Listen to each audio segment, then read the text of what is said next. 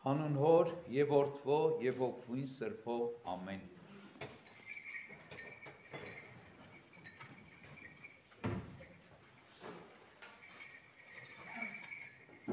Պետրոսը դարձավ և տեսավ, որ այն աշակերտը, ում Հիսուս սիրում էր, գալիս է ետևից։ Նա, որ ընկել է նրա պարան, նրա կրծքով և ասել. Տեր, ով է, որ մատնելու է քեզ։ Պետրոսը նրան տեսնելով, ասաց Հիսուսին. Տեր, իսկ սա ինչ կլինի։ Հիսուս նրան ասաց. Եթե ես կամենում եմ, որ դա ապրի, մինչև որ ես գամ, այդ քեզ ինչ հոգ, դու արի իմ ետևից։ Եվ այս խոսքը տարածվեց եղբայրների մեջ, և կարծեցին, թե այն աշակերտը չպիտի մեռնի։ Բայց Հիսուս նրան չասաց, թե չպիտի մեռնի, այլ թե ես կամենում եմ, որ նա ապրի, մինչև որ ես գամ։ Այս աշակերտն է, որ վկայում է այս բաների մասին, որ և գրեց, իսկ դրանք և գիտենք, որ նրա վկայությունը ճշմարիտ է։ Բայց ուրիշ շատ բաներ էլ կան, որ Հիսուս արեց, որոնք եթե մեկ առ մեկ գրած լիներ, կարծում եմ, թե աշխարհն իսկ բավական չէր լինի պարփակելու այդ գրքերը, եթե դրանք գրված լինեին։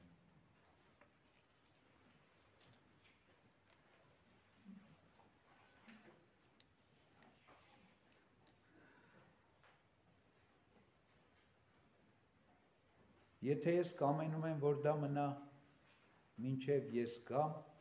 քեզ ինչ հոգ, դու արի իմ ետևից։ Պետրոսին էր ասում այս խոսքերը մեր Տեր Հիսուս Քրիստոս, բայց աշակերտը, որի մասին խոսում էր, Հովհաննես ավետարանիչն էր։ Եվ Հովհաննես ավետարանիչը միակն էր Քրիստոսի 12 առաքյալներից, որը չնահատակվեց, որը մնաց մինչև ունեցավ մեր Տեր Հիսուս Քրիստոսի հայտնության տեսիլքը, որը գրեց իր հայտնության գրքի մեջ։ Աշխարհի կատարածի տեսիլքն ունեցավ, աշխարհի վախճանի տեսիլքը, Աստծո դատաստանի տեսիլքն ունեցավ։ Եվ միակն է առաքյալներից Հովհաննեսը, ում մասունքները չկան մեզանում։ Ինչու՞։ Որովհետև երկինք փոխադրեց Սրբի մարմինը, մեր Տեր Հիսուս Քրիստոս, իր գերեզմանը թափուր մնաց։ Այսպիսի մեծ պատվի արժանացավ Հովհաննեսը, որի և իր ավագ եղբոր Հակոբոս առաքյալի տոնը այսօր մենք կատարում ենք։ Եվ այս երկու առաքյալները կոչվում են թե տոնացույցում, թե ավետարանում որոտման որդիներ, որովհետև շատ հախուռն, բուռն, աղմկոտ, խառնված և կեցվածք ունեին։ Ինչի համար էր իրենց այս անունը տվեցին, որոտման որդիներ, բաներեգես։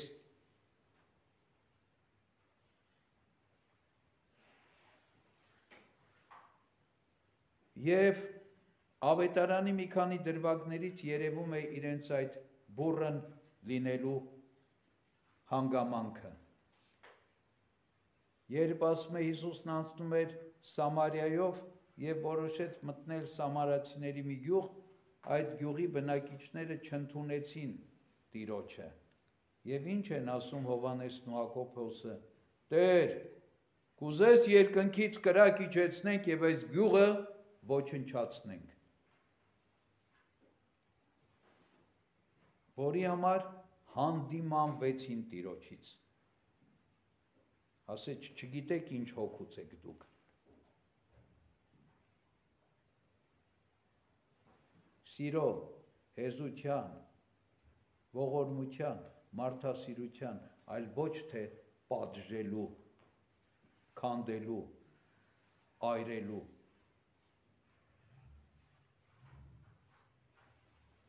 Եվ երկու եղբայրներին մի դրվագում են հանդիպում, երբ իրենց մոր հետ մոտեցան Հիսուսին և մայրը խնդրում է Հիսուսին, որ իր որդիները Քրիստոսի փառքի մեջ, իր արքայության մեջ մեկը աչում և մեկը ձախում բազմեն։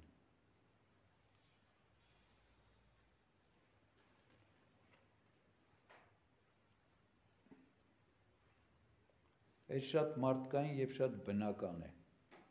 Երկու պարագաներն էլ, թե կրակիչեցնելը, թե Քրիստոսի աչում և ձախում բազմելու փափագը, ցանկությունը։ Մենք աշխարհում ապրելով այս կյանքում միշտ ուզում ենք այն բոլոր բաների համար, ինչ որ մեր սրտով չի, ինչ որ մեր դեմ է, ինչ որ մեր մտածելակերպով ճիշտ չի, վրեժ խնդիր լինել, պատժել։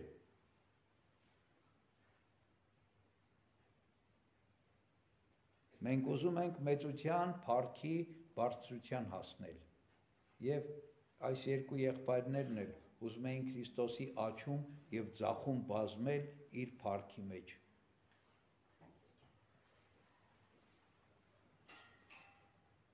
Քրիստոս ճանապարհն է ցույց տալիս նախ իր աչում և ձախում բազմելու։ Ինչ է ասում։ Ասում է, կարող եք խմել այն բաժակը, որ ես պիտի խմեմ։ Կարող եք մկրտվել այն մկրտությամբ, որով ես պիտի մկրտվեմ։ Գիտենք բաժակն ինչ էր, չարչարանքների, տառապանքի, մահվան բաժակի մասին էր խոսում Տերը, որի համար աղոթում էր Գեթսեմանի պարտեզում, իր վերջին աղոթքի ժամանակ երբ ասում էր, Հայր, այս բաժակը ինձանից հեռացրու։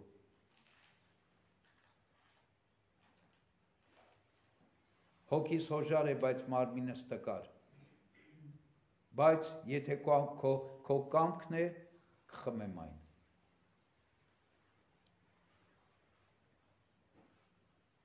Քրիստոս ասում է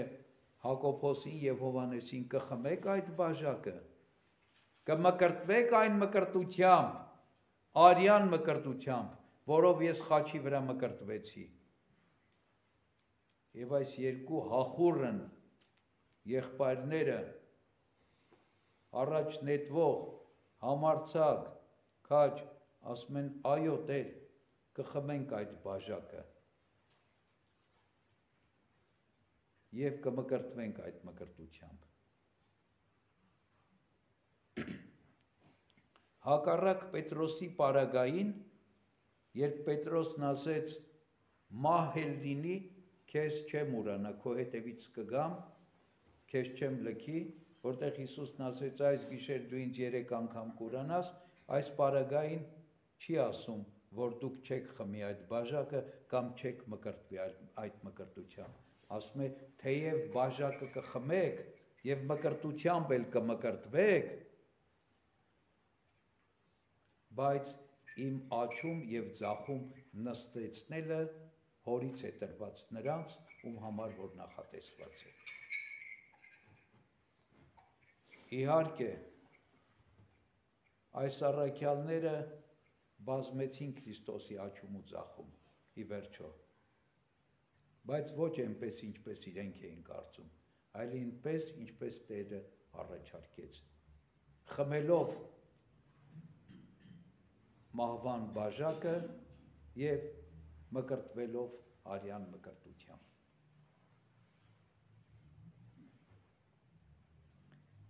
Այս որոտման որդիները դարձան հեզ և խոնար Քրիստոսին աշակերտելով և ավելի խաղաղ առաքյալ, քան Հովհաննես ավետարանիչն է, ավելի հեզ, սիրո, բարության, սիմվոլ առաքյալների մեջ, քան Հովանես ավետարանիչն է չկա։ Սրանցից մեկը Հակոբոսը, որ Հակոբոս մեծ էր կոչվում, որովհետև մի քանի Հակոբոսներ կային Քրիստոսի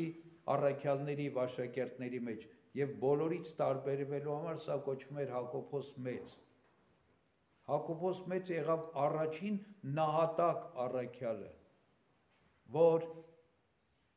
իր գլուխը դրեց Հիսուս Քրիստոսի համար, իր գլուխը դրեց Սուրբ Ավետարանի համար, եւ մեզանում հայոց եկեղեցում կոչվեց գլխադիր առաքյալ, որի մահվան մասին մեզ պատմում է, որի նահատակության մասին մեզ պատմում է Գործք առաքելոցը։ Միակ առաքյալն է, որի նահատակությունը մենք գիտենք Գործք առաքելոցից։ Մյուսների նահատակության մասին Նոր Կտակարանը ոչինչ չի հայտնում։ Մենք գիտենք եկեղեցու ավանդությունից։ Եվ Հովանեսը միակ առաքյալն էր, որ բոլոր առաքյալներից երկար ապրեց եւ տեսավ Քրիստոսի հայտնության տեսիլքը։ Բայց այս երկու առաքյալները շատ բարձր ու մեծ էին, որովհետև ավետարանի դրվագներից մենք տեսնում ենք, որ Հիսուսի ընտրյալ այն նեղ շրջանակը առաքյալների, որոնք միշտ Հիսուսի հետ էին կարևորագույն պահերին, այս երեք աշակերտներն էին. Պետրոսը եւ այս երկու եղբայրները, որոտման եղբայրները, թե Թաբոր լեռան վրա Քրիստոսի պայծառակերպության ժամանակ, թե Հայրոսի աղջկա հարության ժամանակ ներկա էին այն սենյակում, ուր հարությունը տեղի ունեցավ, եւ թե Գեթսեմանի պարտեզում վերջին աղոթքի ժամանակ, երբ Հիսուս առանձնացավ աշակերտների խմբից այս երեքի հետ, իր տագնապի ժամին աղոթելու։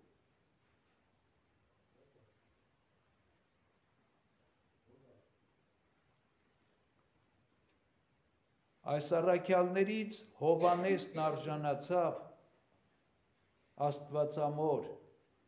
Սուրբ Մարիամ Աստվածածնի խնամատարը լինելու, որդին լինելու մեր Տիրոջ խաչելությունից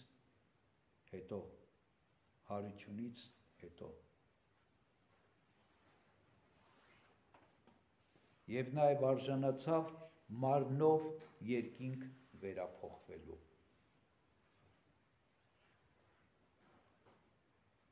Այս սրբերի տոնն է, որ այսօր մենք կատարում ենք։ Մենք երբեմն նման ենք սրանց, հախուռն, առաջ նետվող, չմտածված, ընթացքով, հաճախ մեղադրելի, ինչպես Տերը մեղադրեց, ասեց, դուք չեք հասկանում, ինչ հոգուց եք դուք, այդ ինչեր եք ասում։ Փառքի, մեծության, պատվի ձգտող այս աշխարհի մեջ։ Մինչդեռ Տերը ճանապարհն է ցույց տալիս, որը շատ լավ հասկացան, ընկալեցին եւ որով շատ ճիշտ ձևով ընթացան որոտման որդիները։ Ճանապարհը Տիրոջ բաժակը խմելու եւ Տիրոջ մկրտությամբ մկրտվելու ճանապարհներ, հեզության, խոնարհության, Տիրոջը հետևելու։ Միակ առաքյալն էր Հովանեսը, որը կանգնած էր Տիրոջ խաչի մոտ խաչելության ժամանակ։ Բոլորը լքել էին Տիրոջը, բոլորը փախել էին, միայն Հովանեսն էր, որ կանգնած էր խաչի մոտ, որ ամբողջ այդ տառապանքի ճանապարհին Հովանեսը ուղեկցեց Տիրոջը իր ձերբակալությունից դատավարությունների ընթացքում մինչև խաչելություն։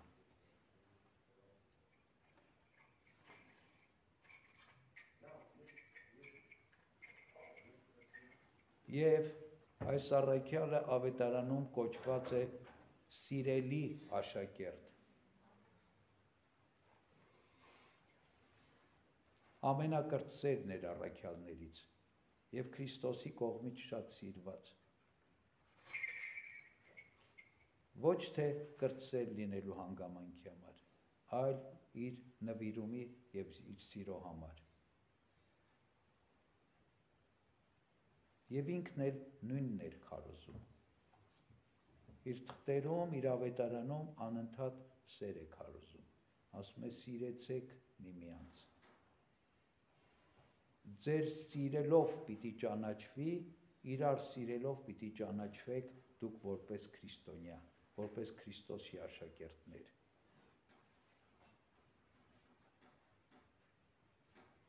Որովհետև Աստված սեր է, ասում է Հովհաննես ավետարանիչը։